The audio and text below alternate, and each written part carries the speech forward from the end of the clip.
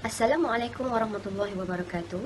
Kami daripada kumpulan 7 akan membentangkan tajuk kajian kami iaitu falsafah di sebalik rukun negara.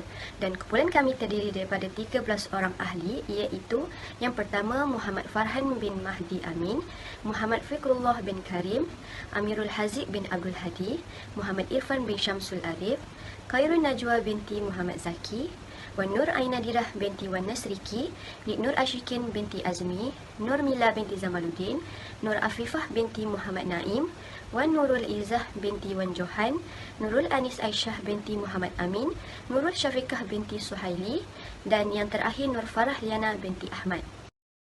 Sebelum kita masuk kepada tajuk utama kajian, saya ingin menerangkan terlebih dahulu apakah maksud falsafah. Maksud falsafah dari segi etimologi ialah perkataan falsafah ini berasal daripada perkataan Greek kuno iaitu filosofi, yang mana filo membawa makna cinta dan sofi membawa makna cintakan kebijaksanaan, love of wisdom, ataupun membawa makna sahabat kepada kebijaksanaan, friend of wisdom. Manakala dari segi terminologi pula, falsafah merupakan satu perkataan yang memberikan pelbagai maksud mengikut individu yang mendalami tentangnya. Menurut pandangan Plato, beliau merumuskan bahawa falsafah adalah pengetahuan tentang segala kewujudan, sementara muridnya Aristotele menyebut bahawa falsafah adalah usaha menyelidik sebab dan asas segala benda, mengkaji hal yang beliau menamakannya sebagai metafizik yang meneliti asal wujud.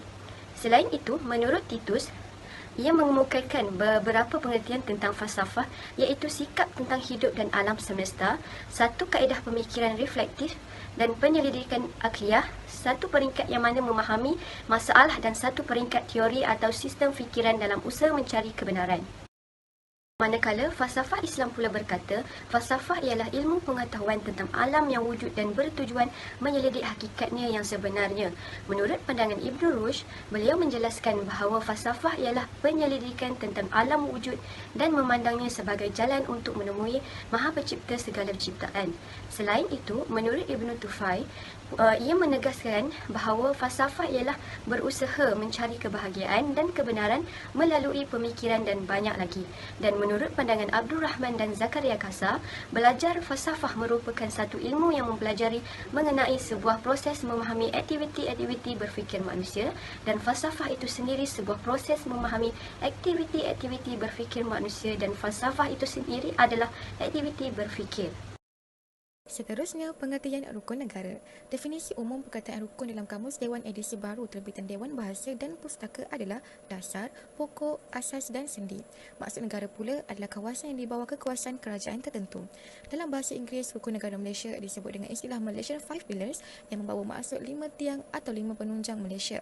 5 penunjang tersebut adalah kepercayaan kepada Tuhan, kesetiaan kepada raja dan negara, keluhuran perlembagaan, kedaulatan undang-undang, kesopanan dan kesusilaan.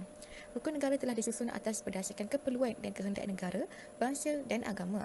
Pemimpin-pemimpin yang memikul tanggungjawab menggubah rukun negara telah bersepakat bahawa rukun negara harus menjadi pegangan bagi setiap warga negara yang terdapat di negara ini. Rukun negara adalah ideologi kebangsaan Malaysia yang telah dibentuk pada 31 Ogos 1970. Rukun negara telah diperkenalkan berikutan iaitu peristiwa 13 Mei 1969 yang telah melemahkan perpaduan antara kaum di Malaysia. Tujuan utama rukun negara dibentuk adalah untuk membentuk perpaduan yang lebih kukuh. Oleh itu, prinsip-prinsip dalam rukun negara jelas mengandungi dan merupakan kunci kepada keharmonian dan perpaduan kaum demi untuk memastikan kejayaan dan kestabilan Malaysia. Melalui rukun negara, Malaysia mendukung cita-cita iaitu hendak mencapai perpaduan yang lebih erat dalam kalangan seluruh masyarakatnya serta memelihara satu cara hidup yang demokratik iaitu dengan melahirkan satu masyarakat yang adil agar kemakmuran serta keharmonian negara dapat dinikmati secara adil dan saksama. Bismillahirrahmanirrahim. Seterusnya, saya Muhammad Farhan bin Mahdi Amin memegang nombor materi A184260 akan membentangkan tentang objektif rukun negara. Antara objektif rukun negara tersebut adalah yang pertama, mencapai perpaduan yang lebih erat. Setiap rakyat istilah menganggap diri mereka sebagai rakyat Malaysia tanpa mengira sebarang keturunan dan kepercayaan masing-masing. Walau bagaimanapun, perkara ini dilihat agak sukar kerana wujud pelbagai persoalan antara kaum, kurangnya persefahaman dan ketidakseimbangan ekonomi terutamanya semenjak tertular wabak COVID-19. Disebabkan wabak ini, sesetengah rakyat sukar mencari rezeki seperti sedia kala. Namun, kita boleh lihat pelbagai usaha yang dibuat oleh kerajaan bagi membantu rakyat yang terkesan akibat pandemik ini adalah sangat banyak, seperti memberikan bantuan yang bernama Bantuan Prihatin Rakyat BPR dan sebagainya. Justru adalah diharapkan dengan usaha kerajaan ini, ia dapat mengukirkan kembali senyuman di wajah rakyat dan sikap toleransi, saling bekerjasama dan persefahaman yang baik dapat dipupuk kembali bagi mengeratkan hubungan perpaduan sesama kaum. Seterusnya, objektif yang kedua pula adalah memelihara satu cara hidup yang demokratik. Dalam hal ini, rakyat diberi hak dan kebebasan dalam apa jua aktiviti yang melibatkan politik asalkan tidak melanggar undang-undang negara. Rakyat berhak menentukan kerajaan yang akan memimpin negara menerusi proses pilihan raya seawal umur 18 tahun mengikut perundangan terkini. Namun, kebebasan dan hak-hak yang diberikan ini tidak boleh disalahgunakan atas nama demokrasi untuk membakar perasaan perkauman. Sebaliknya, rakyat perlulah mengamalkan nilai-nilai murni seperti bersikap bertolak ansur, bekerjasama, saling hormat menghormati bagi memastikan sistem pemerintahan demokrasi berparlimen yang selama ini menjadi amalan dan kebanggaan negara sentiasa terpelihara. Seterusnya, objektif rukun negara yang ketiga pula adalah mencipta satu masyarakat yang adil. Setiap warga negara berhak dan mempunyai peluang yang sama untuk merasai kekayaan negara dan ia mestilah dibahagikan secara adil. Bagi mencapai tujuan ini, rakyat mestilah dilayan tanpa mengira perbezaan warna kulit, kepercayaan dan keturunan serta sentiasa membantu golongan yang memerlukan agar mereka dapat bersaing setaraf dengan golongan yang maju. Pendek kata, masyarakat yang adil itu ia mestilah bebas daripada sebarang penindasan sesuatu golongan terhadap golongan yang lain. Seterusnya, objektif rukun negara yang keempat pula adalah membentuk satu sikap yang liberal terhadap tradisi kebudayaan. Dalam konteks ini, masyarakat bebas mengamalkan agama, adat lesan dan kebudayaan masing-masing bersesuaian dengan matlamat perpaduan negara. Anggota masyarakat mestilah mewujudkan masyarakat yang kuat perpaduan kerana kelainan dan kepelbagaian kebudayaan boleh menguntungkan dan menjadi sumber kekuatan kepada bangsa dan juga negara. Walaupun rakyat hidup dalam kepelbagaian agama dan keturunan, tetapi ia tidak menghalang rakyat untuk hidup dengan aman damai, saling bantu-membantu dan mengekalkan semangat keluarga negaraan. Objektif rukun negara yang terakhir pula adalah membina masyarakat yang progresif. Negara bercita-cita mewujudkan masyarakat yang maju dalam bidang sains dan teknologi selaras dengan perkembangan teknologi terkini. Perkara ini amatlah penting dan berkait dengan keadaan semasa di mana negara pada ketika ini dilanda wabak COVID-19.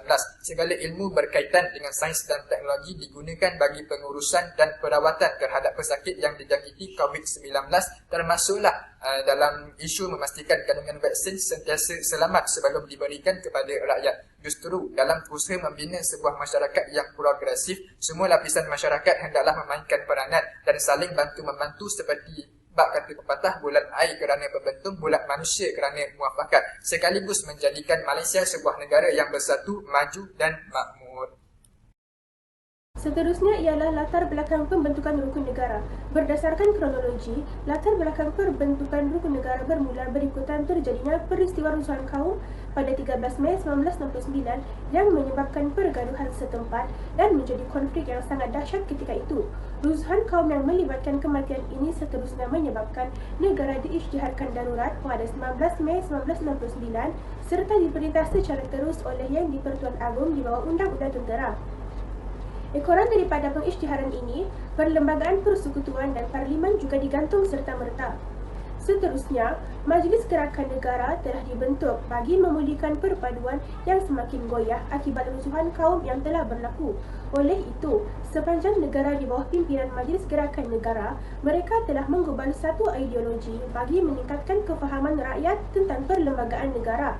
Seterusnya, pada 27 Januari 1970, satu mesyuarat di antara Majlis Perundingan Negara dan Majlis Gerakan Negara yang dipengerusikan oleh pengarah Majlis Gerakan Negara iaitu Yang Amat Berhormat Tun Haji Abdul Razak Husin telah mencapai kata sepakat untuk mencipta satu ideologi negara iaitu Rukun Negara. Seterusnya, pada 29 Januari 1970, Badan Penasihat Majlis Gerakan Negara telah menggubal panduan norma dan nilai-nilai untuk perpaduan. Ketika ini juga, Majlis Perundangan Negara telah ditubuhkan di bawah Undang-Undang Darurat. Pada 31 Ogos 1970 pula, Rukun Negara telah diisytiharkan secara rasminya oleh Yang di-Pertuan Agong Yang keempat iaitu Seri Paduka Baginda yang di-Pertuanan Agong Al-Sultan Al-Mu'tasim Billahi Muhibbuddin Tuanku Al-Hajj Abdul Halim Muazzam Shah Ibni Almarhum Sultan Badri Shah sempena ulang tahun kemerdekaan yang ke-13, yang mana selepas setahun berlakunya kes rusuhan kaum pada 13 Mei yang menghancurkan perpaduan dan keamanan negara. Falsafah di sebalik rukun negara. Falsafah rukun negara merupakan satu pemikiran yang berkaitan pencapaian yang dapat diperolehi daripada tertubuhnya prinsip rukun negara. Keunikan yang ada di sebalik setiap rukun negara tersebut juga dapat mewujudkan falsafah dalam rukun negara tersebut.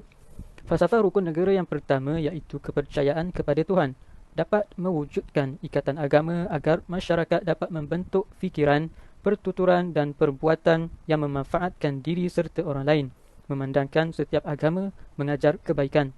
Falsafah rukun negara yang kedua iaitu kesetiaan kepada raja dan negara dapat menanam sikap bertanggungjawab, sanggup berkorban terhadap negara dan memberi sumbangan terhadap pembangunan. Yang ketiga, keluhuran perlembagaan membolehkan masyarakat menyedari kepentingan perlembagaan sebagai sumber perundangan tertinggi yang harus dipatuhi demi keharmonian negara. Manakala falsafah rukun negara yang keempat pula iaitu kedaulatan undang-undang dapat mewujudkan masyarakat yang menghormati dan mematuhi undang-undang negara, memandangkan undang-undang negara memberi perlindungan kepada semua anggota masyarakat. Dan yang kelima, kesopanan dan kesusilaan dapat memupuk sahsiah mulia dalam masyarakat agar tidak menyinggung perasaan orang lain yang boleh menjejaskan kesopanan dan kesusilaan serta hubungan baik dalam kalangan masyarakat. Seterusnya kita pergi kepada maksud setiap rukun negara. Sebelum itu, rukun negara merupakan ideologi kebangsaan Malaysia yang telah dibentuk pada 31 Ogos pada tahun 1970 dan telah diperkenalkan berikutan peristiwa 13 Mei 1969 yang mana telah melemahkan perpaduan antara kaum di Malaysia. Dan tujuan utama dibentuk untuk membentuk perpaduan yang kukuh dan prinsip-prinsip dalam rukun negara merupakan kunci kepada keharmonian dan perpaduan kaum demi memastikan kejayaan dan kestabilan Malaysia. Rukun negara terdapat 5, iaitu yang pertama, kepercayaan kepada Tuhan, yang mana bermaksud Perlembagaan Persekutuan memperuntukkan bahawa Islam adalah agama rasmi persekutuan, tetapi agama dan kepercayaan-kepercayaan lain boleh diamalkan dengan aman dan tenteram di mana-mana bahagian di dalam persekutuan dan tindakan membeza-bezakan terhadap seseorang warga negara atas alasan atau perihal agama adalah dilarang sama sekali. Yang kedua adalah kesetiaan kepada raja dan negara yang bermaksud prinsip ini telah berteraskan kepada amalan sistem demokrasi berparlimen dan raja berperlembagaan dengan Seri Paduka Baginda yang di-Pertuan Agong sebagai ketua negara. Seterusnya, rukun negara yang ketiga adalah keluhuran perlembagaan, iaitu perlembagaan negara telah pun digubal berasaskan kesepakatan semua kaum dan semua pihak di negara ini. Ianya merupakan satu kontrak sosial rakyat yang mana tidak boleh dipersoalkan oleh diganggu-gugat oleh mana-mana individu atau mana-mana pihak. Dan adanya prinsip ini adalah untuk menekankan perlunya rakyat dalam menerima, mematuhi dan mempertahankan keluhuran dan kemuliaan perlembagaan negara. Rukun negara yang keempat adalah kedaulatan undang-undang, yang mana undang-undang negara adalah asas kepada perlembagaan negara. Oleh itu, kedaulatannya perlu diterima dan dipertahankan dan keadilan yang diasaskan atas kedaulatan undang-undang dalam menunjukkan bahawa setiap rakyat adalah sama taraf di sisi undang-undang. Seterusnya, rukun negara yang kelima adalah kesopanan dan kesusilaan. Prinsip yang terakhir ini amat menekankan akan perkembangan personaliti dan tingkah laku individu. Tujuannya adalah untuk mewujudkan individu yang sopan iaitu beradab, teratur, bermaruah dan juga bersusila iaitu berakhlak dan berhemah mulia.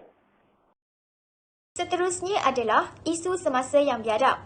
Beberapa tahun kebelakangan ini berlaku beberapa kebiadaban terhadap negara, iaitu yang pertama dapat kita lihat dari segi penghinaan terhadap lambang-lambang negara, kedua adalah penghinaan terhadap institusi beraja dan yang ketiga adalah perbuatan menyalahi etika kesopanan dan kesusilaan.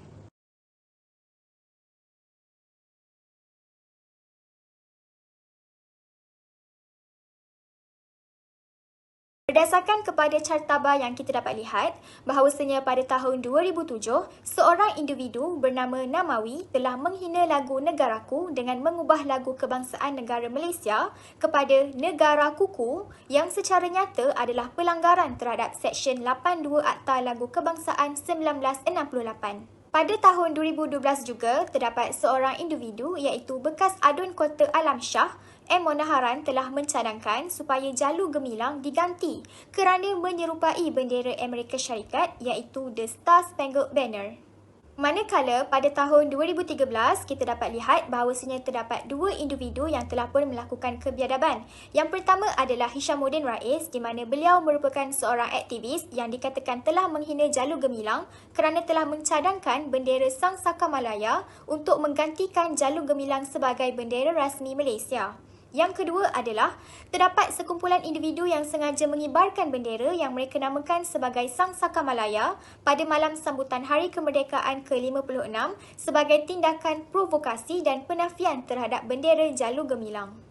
Pada tahun 2019 pula, terdapat seorang individu iaitu tokoh perniagaan yang bergelar Tan Sri telah pun bertindak menukar warna bendera jalur gemilang daripada warna putih kepada warna hitam dan perkara ini telah pun mendapat reaksi negatif daripada rakyat Malaysia. Pada tahun 2020, terdapat seorang individu yang telah pun melakukan kebiadaban di mana kejadian tersebut berlaku di sebuah restoran di Jalan Chong Tien Wen Tawau dengan sengaja telah memasang jalur gemilang secara terbalik dan mengundang rasa kurang senang orang ramai. Kejadian tersebut disedari orang awam yang mana melalui kawasan tersebut. Dan berdasarkan gambar yang dikongsikan, bendera negeri Sabah dipasang dengan betul, manakala bendera jalur gemilang dipasang secara terbalik.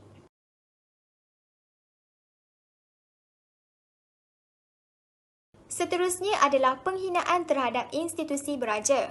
Berdasarkan kepada carta yang dikongsikan, pada tahun 2017, terdapat seorang individu yang telah pun melakukan kebiadaban di mana Mahkamah Magistrate Ipoh telah pun mengenakan denda kepada seorang pelajar tingkatan 6 sebanyak RM5,000 selepas tertuduh mengaku bersalah mengeluarkan kenyataan menghina Sultan Perak di dalam laman sosial.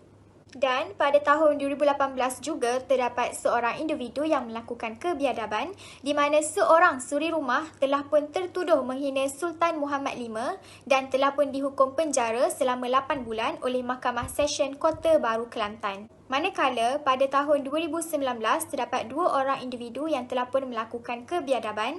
Yang pertama adalah seorang peniaga yang telah pun ditahan di Kuantan kerana didakwa menghina Yang di-Pertuan Agong As-Sultan Abdullah Riayatuddin Al-Mustafa Billah Shah menerusi laman Facebook.